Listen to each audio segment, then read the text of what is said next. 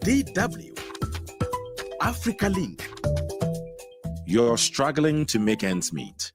Food prices are soaring, and the government says there's no money to pay workers on time. Then suddenly you hear the top political office holders could soon get a substantial salary increase of more than 100%. Sounds like a slap in the face, right? Well, that's what Nigerian authorities are proposing, and it's sparking outrage. Critics say the move is tone-deaf and dangerous. Civil society groups are pushing back. Labor unions are threatening protests. So is this about fair compensation or a failure of leadership? That's what's coming up. I am Eddie Micah Jr., and you are welcome to Africa Link, the podcast connecting you to the stories that matter. Africa Link, every weekday here on DW. In Nigeria, the Revenue Mobilization, Allocation and Fiscal Commission, RMAFC, has proposed a pay rise for the president, ministers, and lawmakers, saying salaries haven't changed since 2008. Now, for context, President Bola Ahmed Tinubu officially earns about 1.5 million naira a month. That's roughly $975. But with allowances for housing, security, medical care, and more, his total package is far higher. Ministers also earn a basic salary of around $600. Now, this comes as ordinary Nigerians face inflation above 21%, a minimum wage of just $45, and over 100 million people living in poverty. The World Bank warns that rising costs could push another 13 million people below the poverty line this year alone. Let's get more from David Okorafor, a professor of economics at the University of Abuja, Nigeria. I also have DW correspondent in Nigeria, Ben Adam Shimang.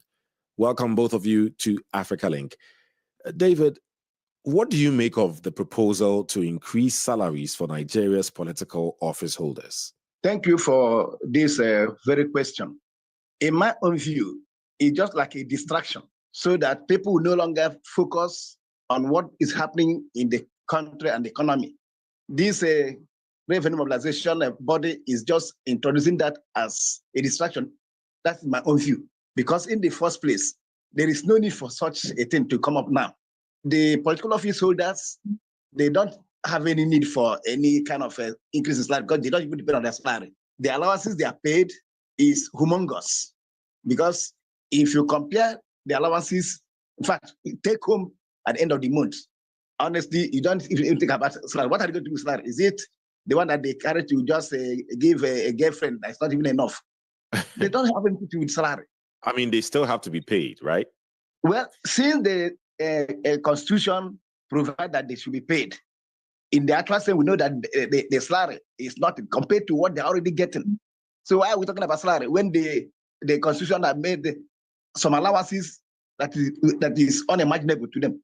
According to the Revenue Mobilization, Allocation and Fiscal Commission, they are the ones proposing that the president and ministers deserve salary increments. So they are saying that since 2008, salaries have not changed. Isn't it only right to increase their salaries now? For political office holders, since salary has not changed. That's the story. But since 2008 till now, has allowances changed or not? The allowances has changed. I can recall vividly from the interview granted to one of the senators, Shehu Sani. So he made it very clear public that the allowances they were paid is within 13 to 14 million naira. Everything that they take home every month. The allowances include wardrobe allowance, newspaper allowance, feeding allowance, car maintenance allowance, all manner of allowance that amount to that. So that's why now, even if they are not given any increase in salary, it doesn't make any difference in their life because they don't in any way depend on the salary. Okay, let us increase their salary and then let us reduce their allowances. Let them call allowances like others. That's normal. Which one is preferable to them? Okay, so just to be clear, you have a problem with their base salary being increased because you don't think they deserve it or because you think that they are already making enough from allowances. I mean, does that mean that they don't deserve a salary increment? In my own judgment, they don't deserve salary increment. You talk about salary increment to someone who has no other source. For instance, look at other public servants like lecturers. The salary of lecturers has remained the same since 2009, and they have been crying, shouting, increase the salary. Things are hard, and nobody has increased our allowance for any day. The salary, which is the main thing that we rely on to take care of ourselves, our families, and other responsibility. You see the same thing. So now they're talking about political office holders. Do you know that political office holders, for instance, governors in a state collect security allowance every month? They collect how many? Billions. Without accounting for it to anybody.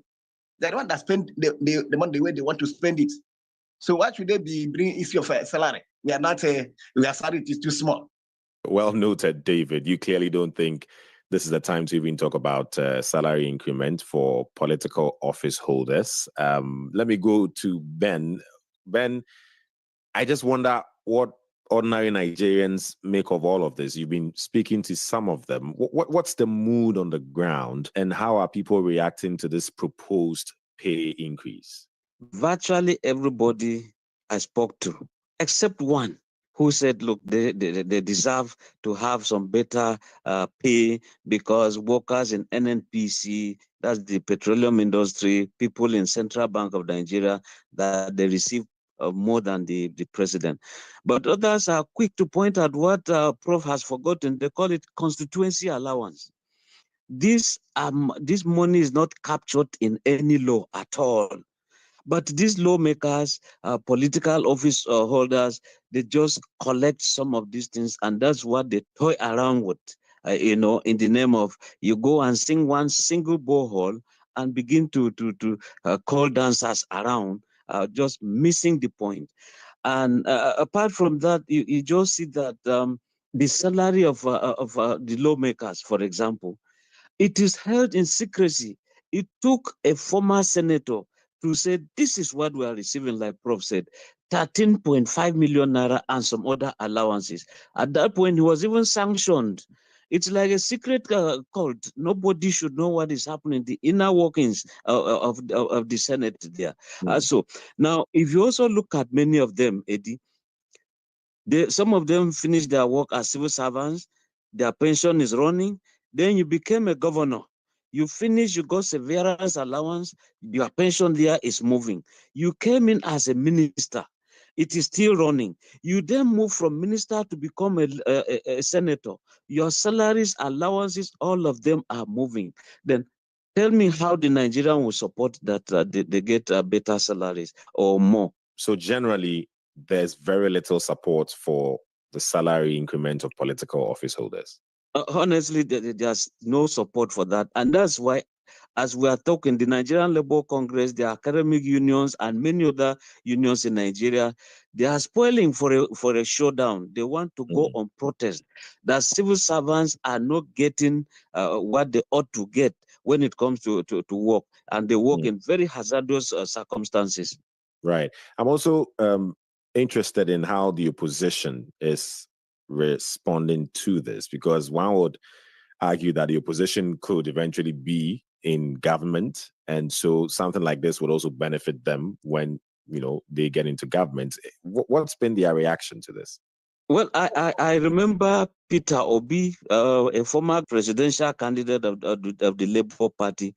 He has come out clearly to condemn it and say the situation on ground now does not require just taking the only political office holders. Their welfare. What about the general populace? He called it a shame. He called it uncalculated, and it shouldn't come on board at all. Then some civil society organizations disagreed with this, and even conference of all the political parties in Nigeria, they said, look, this is not the time. Take care of the electorate and not those who have already, they are already ahead there, and you want to just continue giving them advantages at the detriment of the electorate. Let me come back to you, David, because you said you feel this is just a distraction. And also tell me more about why you think this is coming out now. Thank you so much.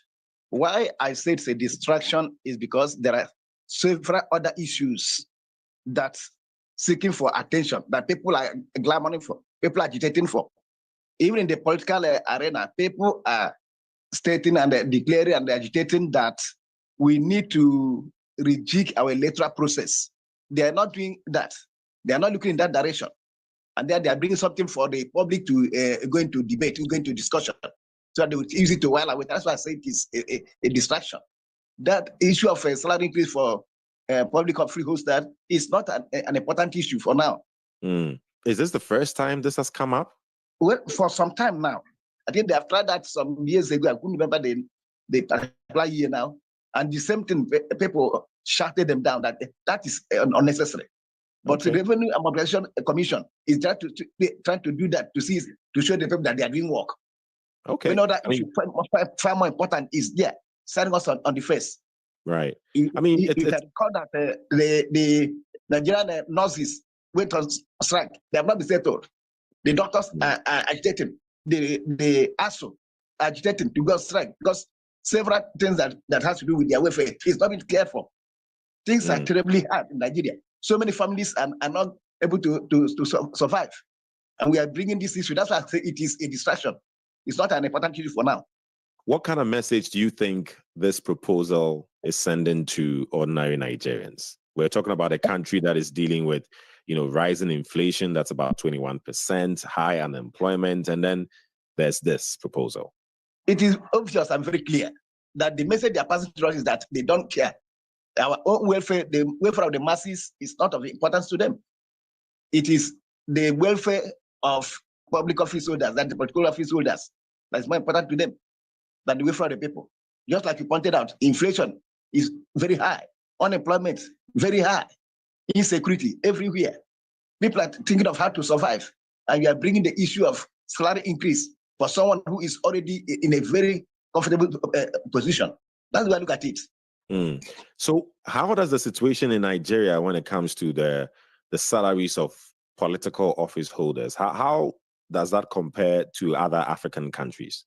I couldn't recall the source, but I read online that Nigerian legislators, they are the highest paid, that Nigeria is far ahead, that there's no one that can compare with them. But when it comes to payment to civil servants and other public servants, Nigerian civil servants are the least paid, particularly in the academia, compared to other African countries.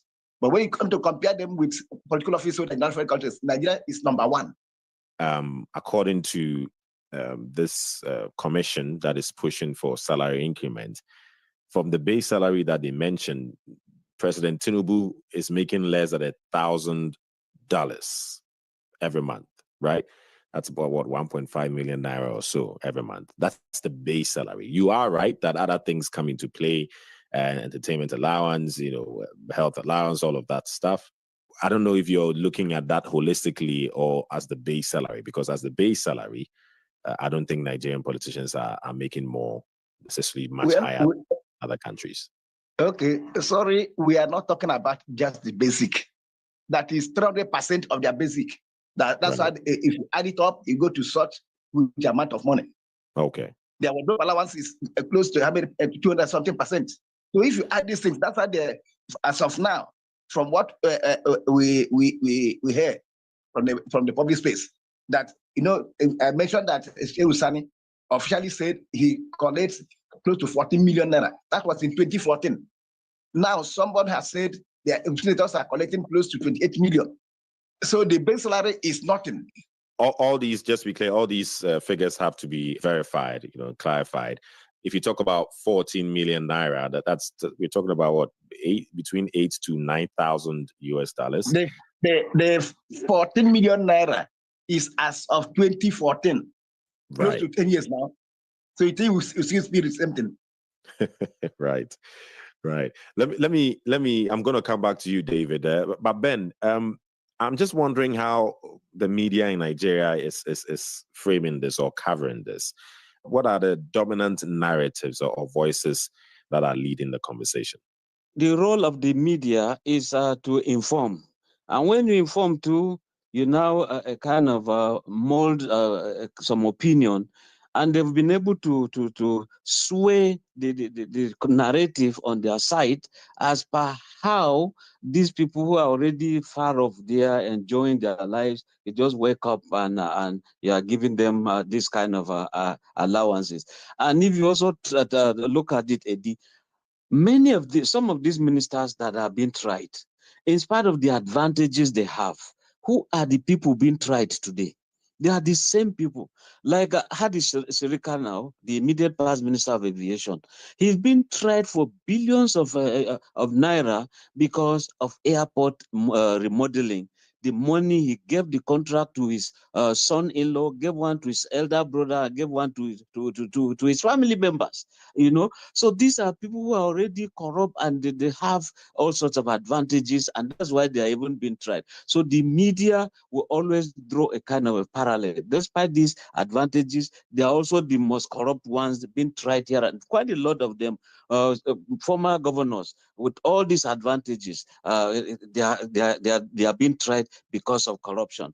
So the media is not, just laying down and allowing the story to go just down like that. They are sensitizing Nigerians, and that's why anybody who is talking against this issue, you just see them at the front burner.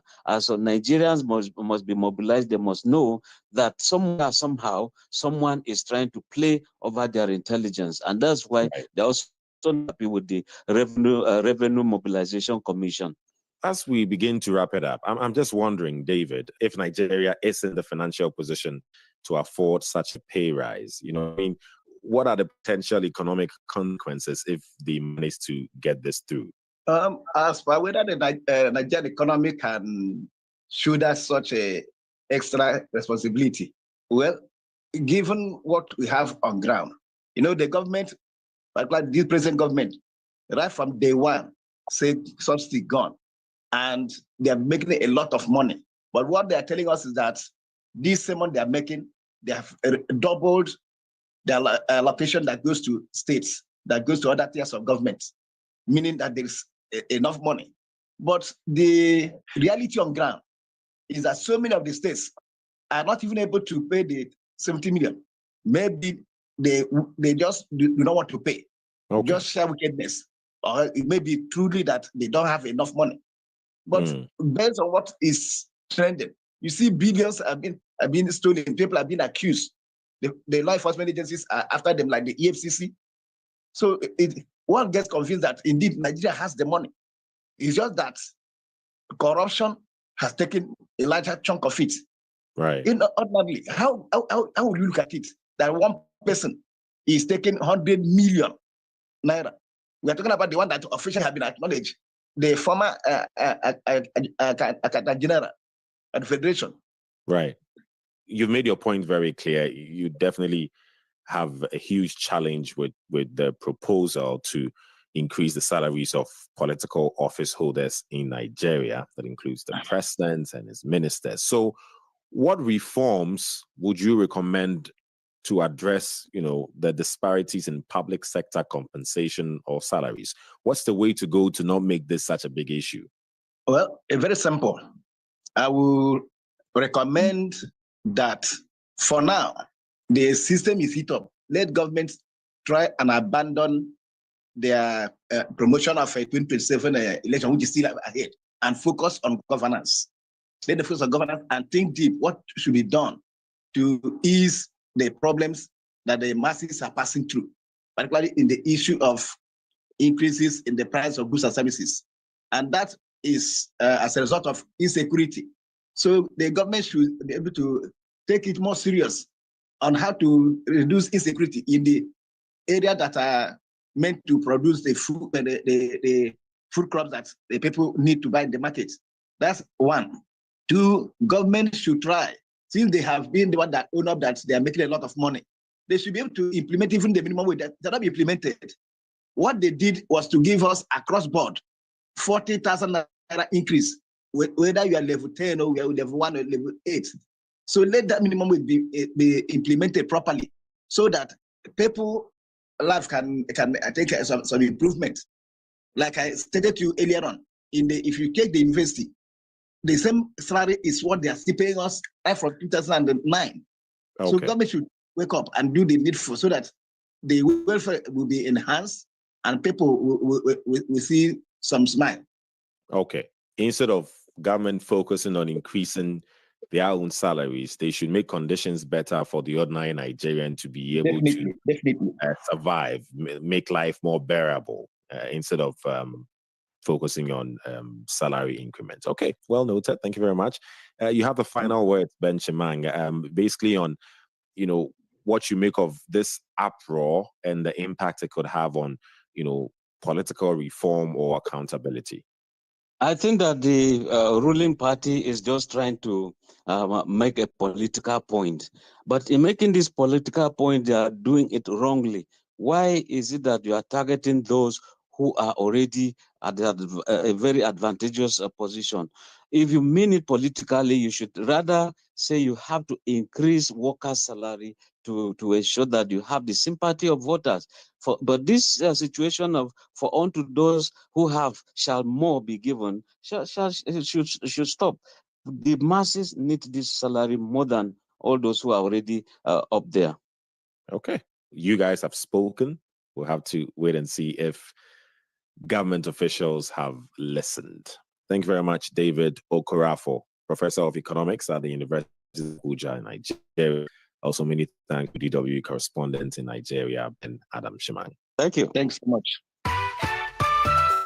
Get the stories that are shaping the continent here on Africa Link. The discussion may have ended here, but in Nigeria, the debate and reactions continue.